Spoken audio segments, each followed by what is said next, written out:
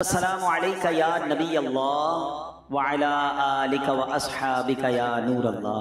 درود پاک پڑھنے کے بے شمار فضائل و برکات ہیں۔ کعبے کے بدر الدجا، طیبہ کے شمس الضحیٰ صلی اللہ تعالی علیہ وسلم پر درود پڑھنا کب کب کہاں کہاں اور کیسے کام آتا ہے، اور سبحان اللہ نبی پاک کی تعظیم، نبی پاک سے محبت کیسے کام آتی ہے۔ واقعہ سنیے گا۔ حضرت وہاب بن منبہ رحمۃ اللہ تعالی سے روایت ہے کہ بنی اسرائیل میں ایک شخص تھا، اللہ پاک نے اسے 200 سال کی زندگی عطا فرمائی، 200 ایئرز اس کی لائف تھی، مگر بدقسمتی سے 200 سال ہی اس نے سمجھ لیں زندگی پوری کی پوری نافرمانی میں گزاری، اللہ کو ناراض کرنے میں گزاری۔ اب اتنے گناہ کیے، اتنی اس کی بری عادت یہ تھی کہ جب اس بندے کا وصال ہوا تو nobody ready to give کفن to him، کوئی تیار ہی نہیں تھا کہ اس کو کفن دیں، اس کو غسل دیں، اس کو قبر میں ڈالیں، جنازہ پڑھیں۔ لوگوں نے کیا کیا، اس کی میت کو گھسیٹ کر گندگی کے ڈھیر پہ ڈال دیا۔ اتنا بدنام زمانہ اور اتنا بڑا گناہ گار۔ ادھر بنی اسرائیل نے یہ انداز اپنایا، اور ادھر اللہ کریم نے حضرت موسیٰ علیہ نبینا علیہ السلام پر وحی بھیجی۔ فرمایا ہمارا ایک بندہ کا انتقال ہو گیا ہے، آپ جائیے غسل دیجئے، کفن پہنائیے، نماز جنازہ پڑھ کر اس کی تدفین کیجیے۔ حضرت موسیٰ جس کا جنازہ پڑھائیں، اللہ کے نبی جنازہ پڑھائیں، وہ تو بخشا گیا نا۔ اچھا آپ تلاش کرتے کرتے بندے کے پاس پہنچے، کون ہے، کس کا انتقال ہوا، کوئی بڑا نیک آدمی ہوگا، مجھ پر وہی آئی ہے۔ اب جب جا کے انہوں نے تلاش کیا، بندہ ڈھونڈا تو پتہ چلا اس کو تو محلے والوں نے گندگی کے ڈھیر پہ ڈالا ہوا ہے۔ کہ یا اللہ یہ علاقے والے کہہ رہے ہیں بڑا خطرناک، بڑا نافرمان، بڑا گناہ گار بندہ، اور تو فرماتا میں اس کو غسل دوں، کفن، اتنا بڑا انعام کس لیے، ایسا کیا عمل کیا اس نے؟ سنیے ذرا۔ اللہ اکبر۔ آپ نے جب اللہ کی بارگاہ میں عرض کی نا تو اللہ کی طرف سے ارشاد ہوا، واقعی یہ بندہ بڑا گناہ گار تھا، مگر انہو کان کلما نشر التوراۃ، جب یہ بندہ توراۃ شریف کھولتا تھا، وَنَظَرَ إِلَىٰ اسْمِ مُحَمَّدٍ صلی اللہ علیہ وسلم، جب میرے حبیب علیہ السلام کے نام محمد مصطفیٰ صلی اللہ علیہ وسلم کے نام کو دیکھتا، قبلہ ووضعہ علی عینیہ وصلی علیہ، ہمارے محبوب کے نام پاک کو ادب سے چومتا، اسے آنکھوں سے لگاتا اور درود پاک کے نذرانے بھیجتا۔ اے موسیٰ اس کی یہ ادا ہمیں بڑی پسند، 200 سال کے گناہ ہیں، حبیب پاک سے محبت ہے، میرے نبی کے نام کو چوما ہے، درود پڑھا ہے، اے موسیٰ ہمیں اس کی ادا بڑی پسند آئی ہے، بس اس کی نیک عمل کے سبب میں نے اس کے سارے گناہ بخش دیے، میں نے اس کا نکاح 70 حوروں کے ساتھ کر دیا ہے۔ اعمال نہ دیکھے یہ دیکھا، محبوب کے کوچے کا ہے گدا، اعمال نہ دیکھے یہ دیکھا، محبوب کے کوچے کا ہے گدا، مولا نے مجھے یوں بخش دیا، سبحان اللہ سبحان اللہ۔ نبی پاک سے محبت، پیارے آقا سے وارفتگی، سرکار دو عالم علیہ السلام پر درود پڑھنا یہ اللہ کو بڑا پسند ہے۔ تو اے میرے پیارے اسلامی بھائیوں، خدا را اپنی زندگی میں درود پاک کو شامل کیجیے، کثرت سے درود پاک پڑھیے، انشاءاللہ یہ درود پاک دنیا میں بھی خیر لائے گا، اللہ نے چاہا آخرت میں بھی خیر و برکت کا سبب ہوگا۔ اللہ مجھے بھی اور آپ کو بھی کثرت سے درود پاک پڑھنے کی توفیق عطا فرمائے۔ اچھا علماء کہتے ہیں یہ تو بنی اسرائیل کا شخص تھا، اس پر اتنا کرم ہو گیا، ہم تو آقا کے امتی ہیں نا، ہم تو انہی کی امت میں سے ہیں۔ ہم اگر درود پاک پڑھیں گے اور بار بار پڑھیں گے، اور جب جب سرکار کا نام آئے گا اپنے لبوں کو چومیں گے، آقا کے نام پاک کو چومیں گے، تو کیوں نہ ہم پر نگاہ کرم ہوگی۔ تو انشاءاللہ نیت کریں کثرت سے درود پاک پڑھیں گے انشاءاللہ۔ یہ موبائل فون جو ہے نا یہ ہمارے روز کے گھنٹوں لے جاتا ہے، اس سے تھوڑا اپنے آپ کو نکالیے، تھوڑا سا یہ آپ ذرا غور کریں نا، اس موبائل فون نے اتنا بیزی کر دیا ہم کو، ہم ایبسنٹ مائنڈڈ ہو گئے، ہمارے گھر میں رہ کر بھی ہم گھر میں نہیں ہیں۔ وہ یاد ہے کچھ عرصہ پہلے کراچی میں موبائل کسی نہ کسی واقعے کی وجہ سے بند ہو جاتا ہے، ایک دن کے لیے موبائل فون بند ہوا، تو میں نے ایک سوشل میڈیا پہ بڑی دلچسپ پوسٹ پڑھی تھی کہ ایک شخص نے کہا کہ آج بڑے دنوں بعد اپنے گھر والوں سے ملاقات ہوئی، پتہ چلا بڑے اچھے لوگ ہیں، کیونکہ گھر میں رہتے بھی ہماری ملاقات تو نہیں ہے نا گھر والوں سے، بیوی اپنے موبائل پر ہے، بچے اپنے موبائل پر ہیں، ہم اپنے موبائل، گھر میں ہیں مگر گھر میں نہیں ہیں۔ تو کب بڑے دنوں بعد ملا گھر والوں سے، بڑے اچھی باتیں کرتے ہیں، بڑے اچھے لوگ ہیں، ٹوڈے آئی نو دیٹ ماشاءاللہ۔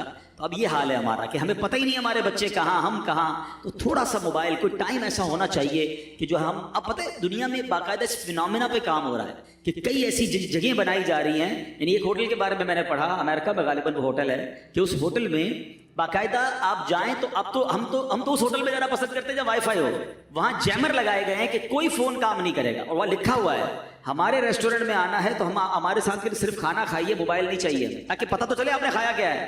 ہاں یہ بھی ایک دلچسپ بات ہے، اگر کبھی دیکھیں نا گھر والے ہم دوپہر کا کھانا کھائیں اور فون پہ ہی لگے ہوئے اور کھانا بھی کھا رہے ہیں، تو گھر والے پوچھتے کھانا کیسا لگا، کیسا تھا کھانا؟ ذائقہ تو آئے گا جب نا جب آپ کھانا کھائیں گے، ہم تو فون پہ لگ کر کھانا کھا رہے ہوتے ہیں تو ہمیں ٹیسٹ تک پتہ نہیں چل رہا. عجیب عجیب بیماریاں ہو رہی ہیں. میں آپ کو ایک اور بات بتاؤں، آپ دیکھیں کس کس کے انگوٹھے میں درد ہو رہا ہے. جو انگوٹھا ہے کبھی اس کو موو کر کے دیکھیے گا، جو بہت زیادہ موبائل کا استعمال کرے گا نا اس کے تھم میں درد ہونا شروع ہو جائے گا. میں ایک صاحب سے ملا، ان کے ہاتھ پہ ایک بڑی عجیب قسم کی پٹی بندھی ہوئی تھی. تو میں نے کہا خیر تو ہے، کیا ہوا؟ اچھا ان کا واقعی بہت استعمال تھا موبائل کا، بزنس پوائنٹ آف ویو سے زیادہ استعمال تھا. تو انہوں نے کہا میرے انگوٹھے میں اتنا درد ہوا کہ میری پھر یہ پورا ہاتھ میں درد شروع ہو گیا. تو میں نے ڈاکٹر کو دکھایا دبئی میں، اس نے کہا یہ بہت سارے مریض آ رہے ہیں جن کا بہت زیادہ موبائل کا استعمال ہے. انگوٹھے کی ایک رگ ہوتی ہے جو بہت زیادہ استعمال کی وجہ سے خراب ہونے لگ گئی ہے. اچھا پھر اس نے بڑی عجیب بات بتائی جو میں نے سیکھی، اس لیے میں آپ سے یہ ذکر اس لیے چھیڑا میں نے، جو میرے لیے بڑی نئی بات تھی. اس نے کہا عبدالحبیب صاحب یہ بتائیں انگوٹھا کتنے کام کے لیے بنا ہے؟ اللہ پاک نے انگوٹھے کو کتنے زیادہ کاموں کے لیے بنایا ہے؟ اس نے بتایا انگوٹھا صرف گرپ کے لیے ہے. پوری دن اگر موبائل کو چھوڑ دیں باقی کیا کام ہے انگوٹھے کا؟ ہم کسی بھی چیز کو پکڑتے ہیں نا تو انگوٹھا اس کی گرپ کرتا ہے، اس کو پکڑتا ہے. یہ ہمارے انگوٹھے کا استعمال تھا. موبائل فون بھی تھوڑی بنا تھا. اب پورا دن ہزاروں میسج جو کر رہا ہے وہ انگوٹھا اتنے زیادہ استعمال کے لیے بنا ہی نہیں تھا. اس کو اتنا استعمال کر دیا کہ اس میں درد ہونا شروع ہوا، اس کی رگیں خراب ہونا شروع ہو گئی. اس کو ڈاکٹر نے یہ کہا کہ اب آپ انگوٹھے سے چیٹنگ نہیں کریں گے، آپ انگلیوں سے چیٹنگ کریں گے ورنہ انگوٹھا ہی خراب ہو جائے گا. تو یہ تو صرف انگوٹھے کی بات ہے، کئیوں کی آنکھیں خراب ہو رہی ہیں، کئیوں کے کان خراب ہو رہے ہیں. اتنا موبائل نہ کریں ایسا. موبائل ضرورت کے لیے ہو مگر موبائل زندگی بن جائے، یہ کس نے کہا تھا؟ اللہ کرے یہ بات سمجھ آ جائے. اور اس کی وجہ سے تلاوت کا ٹائم نہیں ہے، درود کا ٹائم نہیں ہے، نمازوں کا لوگوں کے پاس ٹائم نہیں ہے. تو خدا را درود پاک کی کثرت کیجیے، یہ دنیا میں بھی کام آئے گا، آخرت میں بھی کام آئے گا. دکھوں نے تم کو جو گھیرا ہو تو درود پڑھو، دکھوں نے تم کو جو گھیرا ہو تو درود پڑھو، جو حاضری کی تمنا ہو تو درود پڑھو. آئیے مل کر محبت کے ساتھ بآواز بلند درود پاک پڑھ لیں. صلو علی الحبیب صلی اللہ تعالی علی محمد صلی اللہ علیہ وسلم.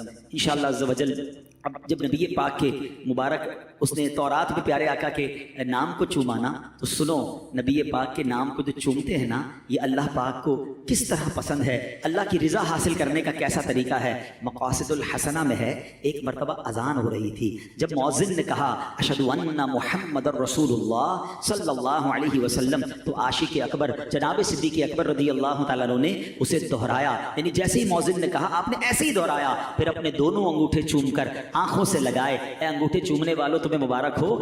سرکار علی وقار صلی اللہ علیہ وسلم نے اپنے یار غار کی یہ ادا دیکھی نا کہ میرا نام سن کر میرے عاشق اکبر نے انگوٹھے چومے ہیں، آنکھوں سے لگائے ہیں. نبی پاک نے فرمایا من فعل مثل ما فعل خلیلی فقد حلت علیہ شفاعتی. آقا فرماتے جس نے میرے دوست جیسا کام کیا، جیسے میرے عاشق اکبر نے کیا، اگر کسی نے ایسا ہی کیا اس کے لیے میری شفاعت حلال ہو گئی. فرمایا امام حسن مجتبی رضی اللہ تعالیٰ فرماتے ہیں جب مؤذن کہے اشہد ان محمد رسول اللہ صلی اللہ علیہ وسلم تو جو بندہ یہ سن کر کہے مرحبا بحبیبی وقرۃ عینی محمد ابن عبداللہ، پھر دونوں انگوٹھے چوم کر آنکھوں پر رکھے، وہ کبھی اندھا نہیں ہوگا، اس کی آنکھیں کبھی نہیں دکھیں گی.